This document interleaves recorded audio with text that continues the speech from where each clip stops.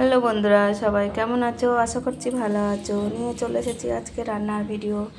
তো এদিকে চিকেন করে বলে বসিয়ে দিয়েছি কড়াই, আর এদিকে উচ্ছে আলু ভাজা করব, তার জন্য কড়াই বসিয়ে দিয়েছি। তো দুই দিকে দুটো তো চটপট করতে থাকি, আর তোমরা দেখো বন্ধুরা। তো এদিকে মাংসের আলু তো ভাজার জন্য দিয়ে দিয়েছি, আর এদিকে কড়াইতে কালো জিরে শুকনো লঙ্কা ফোড়ন দিয়েছি উচ্ছে ভাজা করার জন্য। তেলে দিয়ে দেবো বেড়ে উচ্ছে আলু কেটে নিয়ে দিয়ে দিয়েছি, একখানে আলু দিয়েছি উচ্ছের সঙ্গে। তারপর উচ্ছে ভাজা পছন্দ লাগে খেতে, ভালো লাগে, পছন্দ বলতে ভালো। আমার তো উচ্ছে ভাজা খেতে ভালো লাগে, আর গরম গরম ভাতের সাথে গরম গরম উচ্ছে ভাজা, একটু তার সাথে উচ্ছের সঙ্গে একটু পেঁয়াজ, খুব সুন্দর লাগে। যারা তিতো খেতে পছন্দ করে তাদের সব রকমই ভালো লাগবে, যারা খেতে পছন্দ করে না তাদের কোনো কিছুতেই ভালো লাগবে না। আমি তো মাংসের আলু ভাজা বসে দিয়েছি, নুন দিয়েছি, হলুদ দিইনি এখনো, হলুদটা দিয়ে একটু। আজকাল একটা নতুন জিনিস রান্না করব, মাছের মাথা দিয়ে ঘন্ট করব, মাটি নিচের আলু, যাতে মেটে আলু যারা বলে, অনেকে মেটে আলু বলে, অনেকে চুপড়ি আলু বলে, অনেক যে যেরকম নাম পারে তাকে। একটু পেঁয়াজও দিয়ে দিলাম উচ্ছেতে। তারপর উচ্ছে ভাজা আমার প্রায় কমপ্লিট হয়ে এসছে, তুলে নেব। মাংসের আলু ভেজে নিয়ে পেঁয়াজটা ভাজার জন্য দিয়ে দিলাম তেজপাতা ফোড়ন, আর কোনো মশলা দিইনি, তেজপাতাই দিয়েছি। আর এদিকে আমার উচ্ছে ভাজাটা কমপ্লিট হয়ে গেছে, এবার নামিয়ে নেব।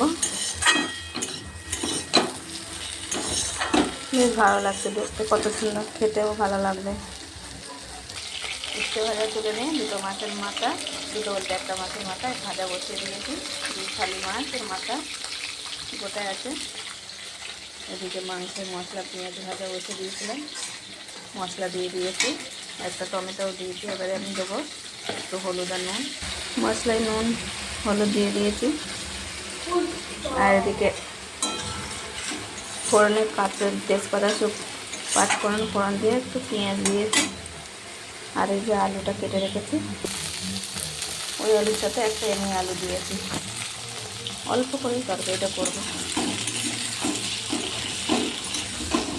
ভালো করে কষিয়ে নেব। নিয়ে আদা জিরে কাঁচা লঙ্কা মশলা দেবো। আলুটা ভালো একটু নুন দিলাম, একটু ভাজা ভাজা হয়ে গেছে, মশলাটা দিয়ে দেবো।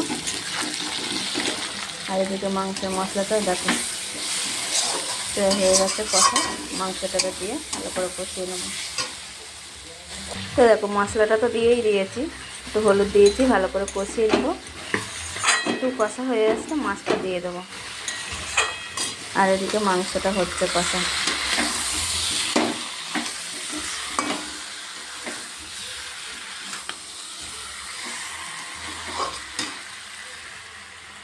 তো বন্ধুরা, আজকে তোমরা কে কী রান্না করছো কমেন্ট করে জানিও। আমার তো দেখলেই আজকে এই মেনু ছিল।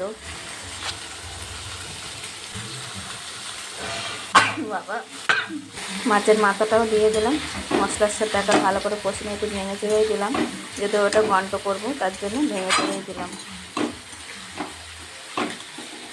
দেখো কষা তো কমপ্লিট, জলটা এক্ষুনিই দিলাম, ফুট নিয়েছে।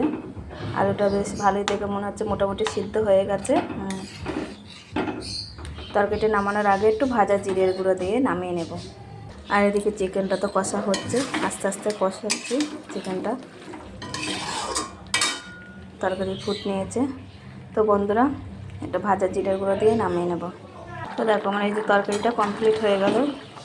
ঝোলটা তো একটু পাতলায় রাখলাম, কারণ ঝোলটা টেনেই নেবে। ভাজা জিরের গুঁড়ো দেবো এবারে, এই যে ভাজা জিরের গুঁড়ো দিচ্ছি একটু, ঝোলটা টেনে নেবে। তো এই ভাজা জিরের গুঁড়ো দিয়ে নামিয়ে নিলাম।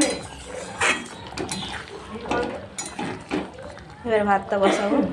তো আমার ভিডিওটা যদি আজকে রান্নার ভিডিও যদি ভালো লাগে, একটু লাইক কমেন্ট শেয়ার করে দিও। আর সবাইকে জানাই শুভ দুপুরে অনেক অনেক শুভেচ্ছা ও ভালোবাসা। সবাই ভালো থেকো বন্ধুরা, টাটা। আর ওদিকে তো চিকেন হচ্ছেই দেখলে। টাটা বন্ধুরা।